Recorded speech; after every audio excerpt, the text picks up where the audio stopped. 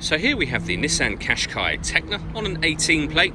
I'm going to start off by showing you around the outside of the car, and then we'll hop in and run through some controls on the inside. But from the outside you can see it's a 5-door car with alloy wheels and tinted windows. Let's start off inside the boot and then work our way around the rest of the car from there. So as we approach the boot, you can see we have reversing sensors, plenty of boot space as well, along with that 60/40 split folding rear seat, and then these two tray sections will lift and remove independently for even more boot space underneath. Okay, so we're just going to work our way back round to the front of the car, and then we'll hop in and run through some controls on the inside. But now that we've done a full circle of it, you can see it's in excellent condition the whole way round. Just briefly before we climb in, I think it's well worth seeing the interior from this exterior point of view. There's plenty to run through on the dashboard, so let's hop in and we'll do that right now.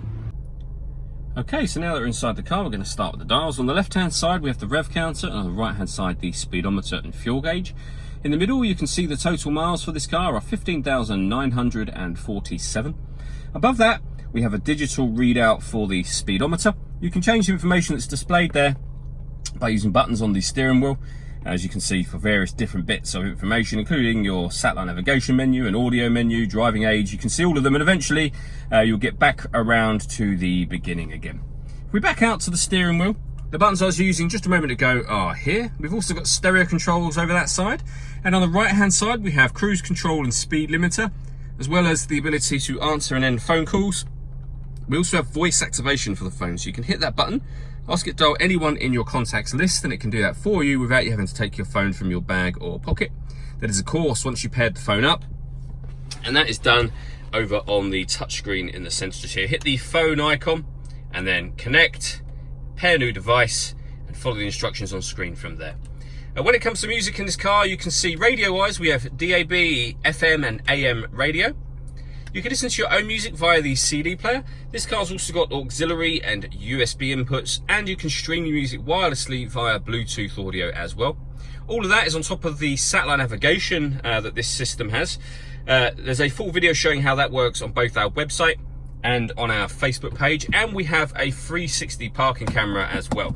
If I pop the car into reverse, you can see with a bird's eye view image of the car and exactly where it's parked right now, the reverse camera. And it goes a couple of steps beyond that. If you press the camera button, you get a front facing camera and the bird's eye view, or a front facing camera and the front passenger side wheel.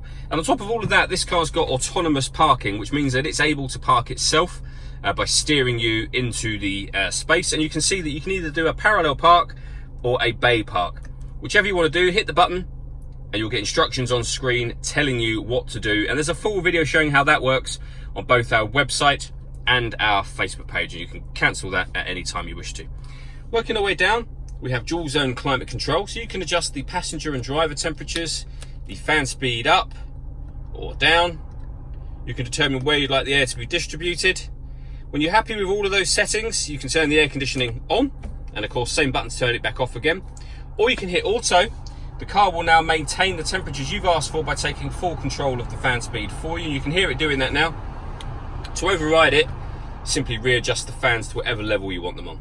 We've also got a proper heated front screen and heated rear screen just there as well. Below that, we have a 12-volt charging socket and the electronic handbrake with auto hold function over this side. The 6-speed manual gearbox, both driver and passenger heated seats, and then inside the central armrest, a second 12-volt charging socket, as well as the auxiliary and USB inputs. The last thing I wanted to talk about is the panoramic glass roof on this car. You can see the sun blind is closed at the moment. There's a button up here, give that a push, and the sun blind will open all the way to the back of the rear seats, and as you can see, that lets in a huge amount of extra light. All that leaves me to say is thank you for taking the time to watch this video. If you'd like to come and see the car in person and have a test drive, please feel free to call any of our MJA sites. We'd love to hear from you soon.